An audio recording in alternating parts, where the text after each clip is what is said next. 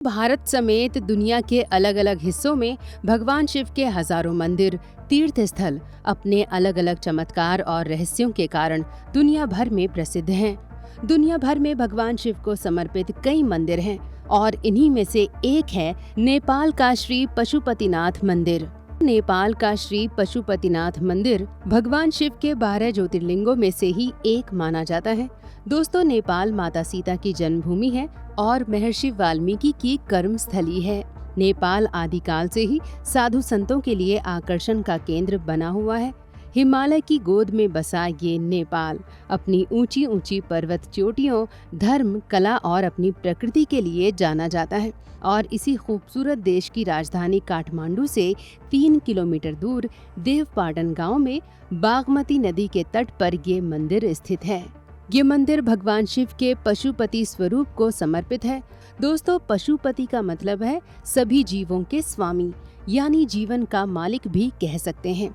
देवों के देव कहे जाने वाले महादेव का दूसरा नाम पशुपतिनाथ भी है, क्योंकि वे समस्त संसार के भगवान माने जाते हैं। पशुपतिनाथ कहे जाने के पीछे ये वजह भी है कि जितना अधिक प्रेम भगवान संसार के प्राणियों से करते हैं, उतना ही अधिक प्रेम वे जीव जंतुओं से भी करते हैं। उनके हृदय में जीव जंतुओं और पशुओं के लिए ये अपार प्रेम देखी उन्हें पशुपतिनाथ कहा जाता है। भगवान पशुपतिनाथ के दर्शन के लिए हर साल देश ही नहीं बल्कि विदेश से भी काफी श्रद्धालु भगवान के दर्शन के लिए आते हैं और यहाँ आज भी भगवान शिव विराजमान हैं। जो कोई भी भक्त इस मंदिर में दर्शन कर लेता है या फिर उसका अंतिम संस्कार किया जाता है तो उसके सारे पाप धुल जाते हैं और इसके बाद उसका जन्म सिर्फ मनुष्य जाति में ही होता है। दोस्तों, नेपाल के लोगों का मानना है कि यहाँ इस मंदिर में लोग अपने जीवन का अंतिम समय बिताने आते हैं, क्योंकि कहा जाता है कि जिस व्यक्ति की भी मृत्यु इस मंदिर में होती है उसे सारे पापों से मुक्ति मिल जाती है और वो स्वर्ग की प्राप्ति करता है। भगवान पशुपतिनाथ मंदिर को यूनेस्को ने विश्व धरोहर के रूप में भी मान्यता दी है।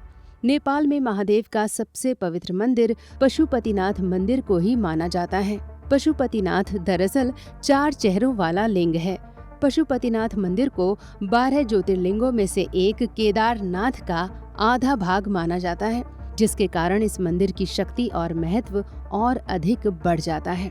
एक कथा के अनुसार पशुपतिनाथ मंदिर का संबंध केदारनाथ मंदिर से है।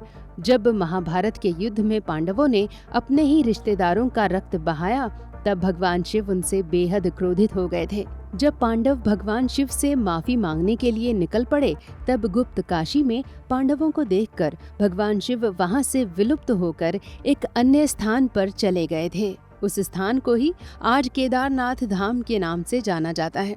दोस्तों, पशुपतिनाथ मंदिर को लेकर मान्यता है कि अगर आपने पशुपतिनाथ मंदिर के दर्शन कर लिए तो इसका पूरा पुण्य पाने के लिए आपको केदारनाथ धाम भी जाना होगा, जहां आपको महादेव के दर्शन करने होंगे। आपको बता दें कि पशुपतिनाथ मंदिर में भैंस के सिर और केदारनाथ मंदिर में भैंस की पीठ के रूप में शिवलिंग की पूजा होती है। पशुपति मंदिर को लेकर मान्यता है कि अगर कोई भी व्यक्ति यहाँ पर दर्शन करने के लिए आता है तो उसका अगला जन्म कभी भी पशु के रूप में नहीं होता। लेकिन अगर आपने पशुपति के दर्शन किए तो आप नंदी के दर्शन न करें, नहीं तो आपको दूसरे जन्म में पशु का जन्म मिलेगा। इस मंदिर के बाहर एक घाट बना हुआ है जिसे आर्य घाट के नाम से जाना जाता है। इस मंदिर में सिर्फ इसी घाट का पानी शिवलिंग में चढ़ाया जाता है। इसके अलावा कहीं और का पानी मंदिर में ले जाना वर्जित है। पशुपतिनाथ मंदिर वेदों के लिखे जाने से भी पहले यहाँ स्थापित हो गया था, जिस कारण इस मंदिर के बारे में कोई प्रमाणित तथ्य स्पष्ट तौर पर नहीं मिलते हैं। कहा जाता है कि भक्त अपनी मन्नत पूरी होने के बाद इस मंदिर में पशुओं की बलि देने के लिए आते हैं। हर 5 साल में एक बार आयोजित किए जाने वाले मेले में माता को बलि चढ़ाई जाती है। इस दौरान विश्व में सबसे ज्यादा पशुओं की बलि इसी मंदिर में दी जाती है।